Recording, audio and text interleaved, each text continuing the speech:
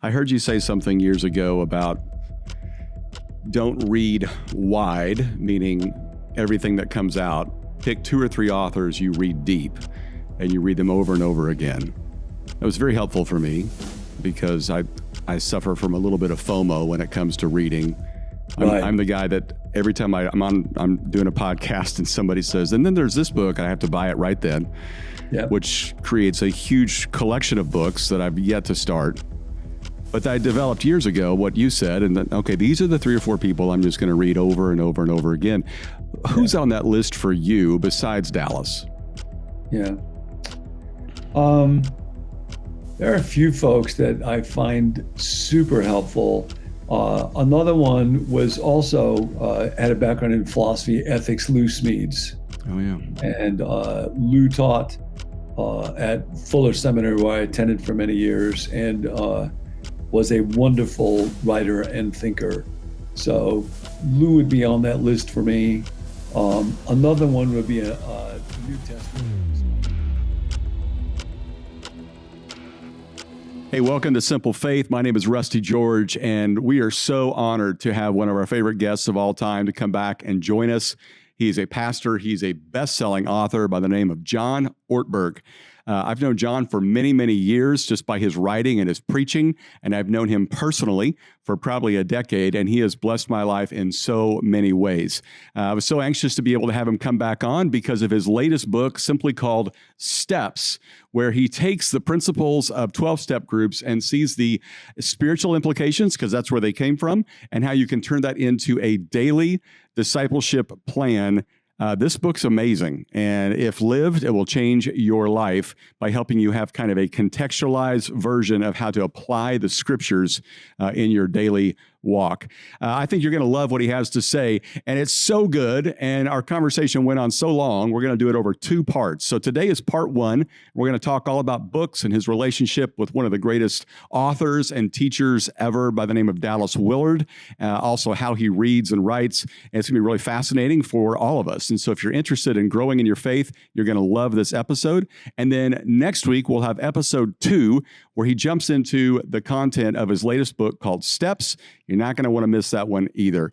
Get out a pen or a pencil or your notes app on your phone, because you're going to want to write stuff down.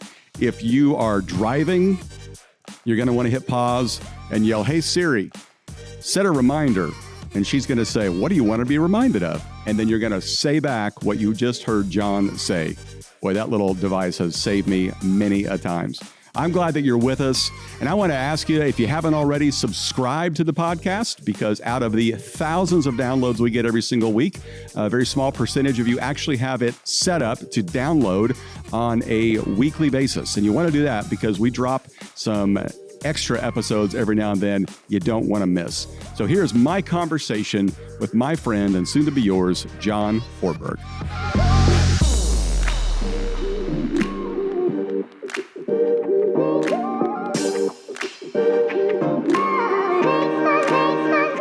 Well, John, welcome back to the podcast. I think this is either the second or third time you've been on. We're always honored to have you. We were talking before we hit record that you have a very difficult location you're recording from. Tell everybody where you are and a little bit about your view that you get to see. Yeah, we're living in Santa Barbara, California, which is not real far from where your old stomping grounds were. And it's just like this perfect little city. 2 of our kids went to Westmont College, which is part of Santa Barbara. So we've known it for a long time. Nance grew up in California, and she used to come up here with her dad when she was a little girl. And it's right on the ocean. So, great beauty, fun mountains, good hiking. It's a difficult place to live, but someone has to do it. So I'm okay with it. It's very much like Isaiah's call. Here am I, send me. So that's right. Well done. Now, I know that you have talked about this in books before, but she grew up in California. You come from Rockford, Illinois, if I'm not mistaken. Yeah, very good. So, I mean, when you guys decided, well, first of all, you meet this California girl. She's got to be a lot different than what, you're used to from your Scandinavian background. I mean, was it just culture shock when you suddenly got to California? And I know you lived out there for a while in your first ministry. Yeah, I grew up in Rockford and went to college back in the Midwest, and then came out to California to go to Fuller Seminary in That's right. Pasadena. And so it was very different. And I thought I'd be out here for a few years to go to school and then go back to the Midwest, but uh, ended up loving California and met Nancy on a blind date. And she was an only child, and in some ways, I think California, its topography and weather and culture and everything was almost like family to her, a very nurturing thing. So we got married, lived here 15 years. We went back to Chicago for about a decade, and it almost killed her. And she complained every day. So we ended up back here in California. We actually, as you and I are recording this, just got back last night from a trip back to Chicago. And we were both there and at a terrific church. And Nancy hated it just as much as she remembered. So that's the journey. Well, let's see. It's the 1st of April. It could still be cold there in Chicago. Oh, I got there on Friday and it was literally 77 degrees. And I thought, oh, this is great. They fixed the weather. And by Sunday, it was in the 30s and snowy and cold. So, yeah. All who make it out are thrilled to get out. I just talked with our friend Lee Strobel the other day. He was in for something, and he was talking about the Chicago weather. He does not miss now that he hasn't lived there in a long time, but the joy of getting out. Well, I love my days back there. I love Rockford, where I grew up, and so I will kid about it. I do enjoy California a lot, but I know the drill back there. And for me, in deep, deep ways, it'll always be home. Right. Home just gets a little piece of your soul. Right. And it doesn't matter where it is or what it's like. It's just home. Right. You still check to see if the Cubs won, and just go about your days. Yeah. Well, listen, for our listeners that may just be getting acquainted with you, tell us a little bit about who you are, what you're doing. You've given us a little bit of your personal life background, but pastor for many, many years and author, and now just focusing on authoring and podcasting now. Tell us a little bit about your current world. Yeah. So when I came out to California to go to grad school, I was interested in psychology and theology and spiritual life, and really all of those dynamics around what does it mean to be a person? How do we change? How do we grow? Why is change so difficult? Where does God fit into that? Where does church fit into that? And so really kind of different streams and different disciplines were real interesting to me. And I thought I would become a psychologist, but I started doing therapy and was not very good at it. And the longer people saw me, the more unhealthy they got. And also started to work at a church while I was going through school. And there would be moments when I would be involved in church ministry, particularly preaching, and I would feel so alive and just love it. So I ended up going into pastoral ministry and did that for about 40 years. And now I'm not at a local church other than as an attender, but I'm doing a kind of an online teaching ministry. It's called Become New. And typically the way that it works is I'll be reading and studying and thinking about something, and then teach about 10 or 12 minutes on it. And we'll send that video out to folks. And we've kind of created this little online community. So that's the main thing I'm doing right now. And I love that. And I'll do some preaching and some writing. I'm new to the podcast, or I guess it's also on YouTube, Becoming New. I love it because it's daily. I mean, I guess Monday through Friday.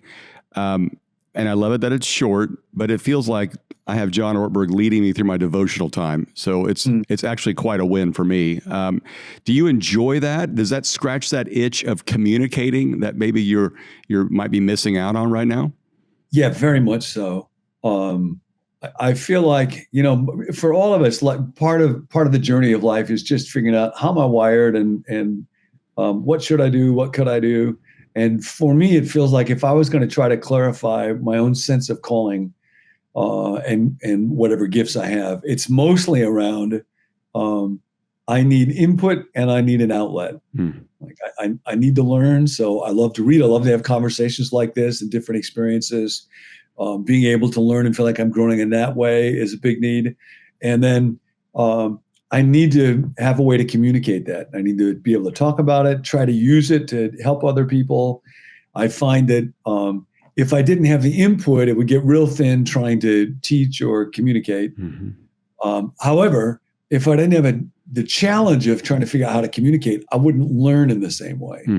So scale doesn't really make any difference, whether it involves lots of people or just one person. When I started doing this, I was just talking into my cell phone, and we started sending videos out to 20 or so folks who were friends. So the scale doesn't matter. It's that sense of, for me, receiving input and learning, and then having a channel to try to communicate it to other people and figure out how to do that. That's what I love doing. And so that's what I get to focus on now. I'm curious, because you're such a great writer, do you write it all out first, or is it more of rough ideas, bullet points, and then you hit record? What's that look like for you? Yeah, no, it's quite different. When I preached, and I went through lots of different approaches to preaching, but ended up for most of the years when I was preaching on a regular basis, I would pretty much manuscript a sermon and largely write it all out ahead of time. This is a shift from that I'm enjoying, and I will read and think and reflect quite a lot. And then when I'm actually recording for those 10 or 12 minutes, it's kind of the opposite now. I don't write it out at all. Wow. I will try to have it in my mind and heart so that I can just look into the camera and talk. Wow. That's impressive. So, do you find that you knock out 2 or 3 in a day, or is it a daily discipline for you? It's usually one a day. I try to keep it to one a day. I find that it takes me immersing myself in this stuff to be able to do that and be fully present. So occasionally be more, but usually one a day just fits. And then it's weird because we'll air them, post them a few days later, and folks will want to talk about what got posted on that day. And I will almost always have pretty much forgotten it. It's almost like an Etch-a-Sketch machine, where if you're going to put a new drawing in, you got to get rid of the old one. So because it's daily, I have a general sense of the ideas but I don't carry one episode with me to the next day very well because I'm just fully immersed in whatever's happening today. Just out of curiosity, you've been doing this a little longer than I have, but I've preached long enough and written long enough that I think back to old things, old manuscripts, old messages. And, now because of technology, we can look at old messages and manuscripts. And I think, I'm not sure if I believe that anymore. I'm not sure if I think that way anymore. Do you see that a lot in yourself? Do you feel like, the current way I have it looking at things has been this way for a couple of decades now? Or, obviously we're always changing, but how much of revisionist history would you like to have? And how much do you feel like you kind of, I think I've just developed a little bit on that. Yeah, I think the more core or essential the idea is, probably the deeper and more deeply rooted they tend to be. Yeah. But definitely lots of ideas and thoughts have shifted, some of them flowing out of personal life and some of them flowing out of study. I think, for example, as a parent, I remember I used to hear the expression, a parent can only be as happy as their most miserable child. Mm-hmm. And I used to think, well, yeah, that's kind of loving, because if my kid is not happy, then I'm not happy because I love them. And now I violently disagree with that. I think, no, actually, to put my well-being on the shoulders of whatever choice my child happens to make is a terrible idea. It's a horrible burden to place on them. It will not be a gift to them or to anybody if my well-being is riding on what they are choosing or what they are doing in their life. So there'll be some ideas like that one or thoughts like that one where I would say my thinking has shifted quite a lot. A lot of areas where it'll feel like this used to be a vague notion for me. When I think about forgiveness, it was always a topic that was fascinating and that I would enjoy reading about. Several years ago, I ran into, he's actually a psychologist researcher on forgiveness named Everett Worthington, and he walks through how to forgive in a way that was super helpful to me. So that would be an area where it's almost like it was an empty room for a long time, and now there's a room that's heavily stopped. So That's well I'd say said. those kind of shifts happen a lot for me. That's good. Well, for our listeners who don't know, you have been highly impacted and influenced by Dallas Willard, who was once somebody you read and then became a very dear friend. For our listeners that don't know kind of the legacy of Dallas, just briefly tell us about who he was and your relationship with him. But I'd love for you to give us also, you read Dallas every day now, and they're still putting out new materials. In fact, I've just been reading Scandal of the Kingdom recently. What are your favorites? What are the things that you think, boy, this is a must read? If you don't read any other Dallas book, you got to read this one. Give us some insight into Dallas Willard.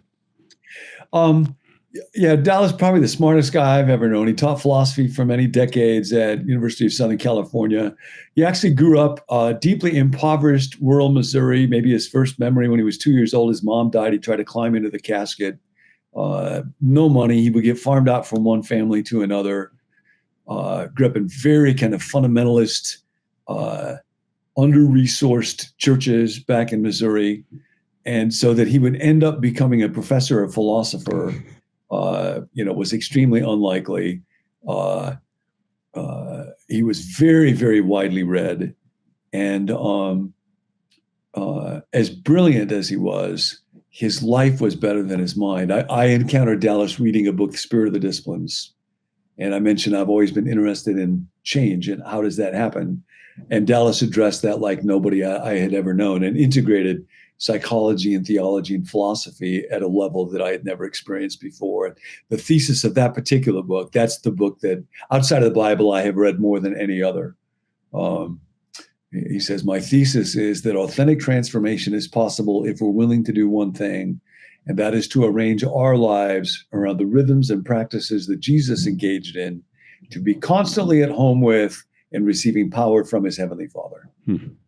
And when I read that sentence, I thought, man, somebody has really thought deeply about this. So that was kind of a gateway into Dallas's thought. And I'm constantly rereading, listening to talks. And there's like over 1,000 of his talks now that have been recorded and collected. If somebody were to Google Dallas Willard or Dallas Willard Ministries, they'd be able to find that. But his understanding of who is God and what is God life? What does it mean to be a person? How do persons change? What is the actual gospel that Jesus himself came to preach? How does that relate to discipleship? Those are all thoughts that have been immensely helpful to me. So when we have a conversation, Rusty, I should probably refer to Dallas or acknowledge my debt to his thought pretty much in every sentence. It's just very hard for me to think about any significant aspect of human life that's not shaped by what it is that he wrote and thought. So if somebody were just starting out, did they start with Spirit of the Disciplines, or is there a better one to kind of let your No, I'll get asked that question quite a lot. Honestly, I don't think it makes a difference. People will ask, and Dallas's stuff is very dense. I mean, he literally has read pretty much everything from Homer on of significance about the human condition and worked with painstaking effort to try to understand what exactly did they mean with great clarity, and then work through that to try to understand what does he mean. So I would sometimes, when I would interview him at different places, play a game where I would just ask him to give a definition of words. And spirit is disembodied personal power. Beauty is goodness made manifest to the senses. Joy is a pervasive sense of well-being. Dignity is the worth that makes human beings irreplaceable. So when you read Dallas, what people will find is he doesn't use a technical vocabulary. There's a lot of people that write in theology or philosophy, and they use much more specialized or difficult words. But when you read Dallas, there's a density to his sentences that forces you to stop and have to think through it to try to get what it is that he is saying. So for me, I kind of pick up Dallas by osmosis. it's not particularly linear. It's not like master this concept or this book or this chapter, then you can go on to that one. It's just going over it and over it and over it. And then it gets a little bit clearer and sinks in a little bit more. That's been very much my experience. So I would encourage folks, if they're interested, start with any one of his books or talks, but just go real slow. And you'll find there'll be a sentence that arrests you. Live in that for a little while. Let that go deep. Just don't be in a hurry. One of my favorite statements he made, I'm sure it's in something he's written, but I heard you say it years ago. And probably once every 3 years, I text you and say, remind me of that statement because I need to be reminded. And that is, this will be a test of your, I can't even get it right now. Joyful confidence in God. Grateful confidence in God. What a great way to look at a trial that you're going through. That one actually came spur of the moment. We were going through a very, very difficult, very, very painful journey in life that involved family and was very, very severe for both me and for Nancy. And we only told a couple of people about it, and their response would always be one of a lot of empathy and sympathy, and I'll pray for you. And then I called Dallas and kind of walked him through what was going on. And there was a long pause. There would always be a long pause with him. And then instead of saying, oh, this must be hard, or, oh, I will pray, what he said was, John, this will be a test of your joyful confidence in God. I was like, oh, well, I hope your joyful confidence in God gets tested. But he was exactly right. When you go through something really difficult, either there is a God in whom I can confidently put my life in this circumstance, in this situation, or this person I love, or whatever, or there's not. And if there's not, I got a whole different set of problems that are real deep. Either way, that statement is just profoundly true. This will be a test of your joyful confidence in God. And I've thought that thought literally thousands of times over the years. That's so good. I heard you say something years ago about don't read wide, meaning everything that comes out. Pick 2 or 3 authors you read deep, and you read them over and over again. That was very helpful for me because I suffer from a little bit of FOMO when it comes to reading. I'm the guy that every time I'm doing a podcast and somebody says, and then there's this book, I have to buy it right then, which creates a huge collection of books that I've yet to start. But I developed years ago what you said, and that, okay, these are the 3 or 4 people I'm just going to read over and over and over again. Who's on that list for you besides Dallas? Yeah. There are a few folks that I find super helpful. Another one was also had a background in philosophy, ethics, Lou Smedes. Oh, yeah. And Lou taught at Fuller Seminary, where I attended for many years, and was a wonderful writer and thinker. So Lou would be on that list for me. Another one would be a New Testament scholar in our day, Tom Wright, N.T. Wright. Oh, yeah. And so I will find, I've got a whole shelf of his books. Those are super helpful. And then lots of folks would have this name on their list. And I think it's just because his ability to lucidly unpack the Christian faith was so powerful. C.S. Lewis. Mm-hmm. And so Lewis would be another person where it's always helpful to go back to him. Well, N.T. Wright, he's another one that's rather dense in what he says. His biography on Paul was remarkable. But you know what I really loved and appreciated from him was that little book, just a tiny booklet almost on the pandemic that he put out. That was just, so quick, right during the mess of it all, and brought a lot of clarity to everything going on. Okay, I want to jump into a little bit about how you read, because I'm always curious about what this looks like for people. Are you a guy that reads, I'm going to sit down, I want to read for 8 hours, and the light's got to be a certain, degree. I've got to have jazz in the background, looking at the ocean, whatever it is. Or is it just kind of in the cracks of life? You'll keep a book with you at all times. What have you found the best method to collecting and being transformed through reading? Yeah, a couple of thoughts on that. I actually have a book that's called The Intellectual Life, and it was written by a French priest about 100 years ago. And it's kind of, how do you steward your life if you feel like learning and trying to communicate learning is part of your own calling or vocation or something that you're interested in. And he talks about 4 different kinds of reading. Reading for recreation. And so I love certain kind of fiction. I love Pat Conroy novels. Inspector Gamache novels are really fun for me right at the moment. I like biography and history a lot. Reading for use. So if you're a pastor, often we'll be getting ready for a sermon. And so I'll be reading to teach something. Then you just kind of strip mine. You're looking for stuff that will be useful.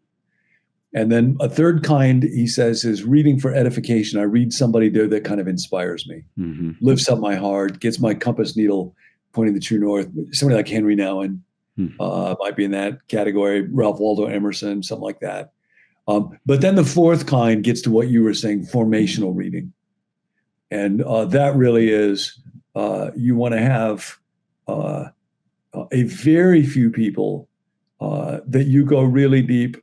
And what happens with them is they actually begin to form your mental map so that reading that person helps to develop the lens through which I look at the world. And people in the Catholic tradition tend to have a much stronger history of that than a lot of us, especially if you grew up in the evangelical world. So in that tradition, it might be somebody like Thomas Aquinas or Augustine, where somebody would kind of, and there's a whole community that's grown up around that. Somewhat in the Protestant world around some thinkers like Calvin, maybe, or John Wesley or so. I didn't really grow up with that, but that's where Dallas was helpful for me. I'm more of an introvert than an extrovert. So I like to be in a quiet place where I'm not having interruptions. I don't play music. I don't want any other stimulation. I just want to be alone with words. And so I like doing that. Nance, my wife, extremely extroverted. She wants to go to Starbucks. She wants there to be people. Her mind is super active. So it's like, if it could be spinning off this and off this and off this, it will actually feel energizing and more productive for her. And if she feels too understimulated, she'll just get too ramped up and actually get distracted. So I think that question of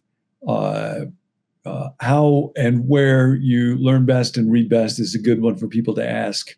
I will say that that's my preferred mode for reading, but I do pretty much always have a book with me, and I will often do that kind of reading in the cracks thing. You still like the old-fashioned paper book kind of thing, or do you read on Kindle? I like paper books because I write in them, so I will use those a lot. But I'll also have something on Audible. One of my favorite things right now, I don't have them right here on my desk, is I have a pair of Bose sunglasses. So we have 2 dogs now that I run pretty regularly, and when I'm out running with them, I will be listening at the moment to East of Eden, the old Steinbeck book. And so I will use Audible more for like novel kind of stuff. And sometimes I'll use Kindle if I'm on a trip and I don't want to have to be bogged down by books. Or if I'm looking, again, for that useful category. I'm just looking for something I might use for a project I'm working on. Right. I'm going to write that down. Bose sunglasses. Proud sponsor. BOSE, Bose sunglasses. Product placement. I'm not getting any money from them, and I'm not getting any for this coffee company either. And there's probably other people that make them. But yeah, they're like hands-free. You can have phone conversations. They're just cool. That's so cool. You California people, you're always on the cutting edge, man. There you go. Well, thank you so much, John. I just was so blessed by everything you said there and everything you're about to say to our listeners, because next week we'll be back with the rest of my conversation with John as we dive into his new book called Steps. You're not going to want to miss it. I'm pretty sure there's some of you that want to go out and buy a copy of one of Dallas Willard's book. I would definitely do that. I would start with Renovation of the Heart, or even his latest one, which was put together from his talks as he passed away about 8 years ago, called The Scandal of the Kingdom of God, as seen in the parables. It's a fantastic book. So check those out and be back with us next week as we get into Steps with John Ortberg, Part 2.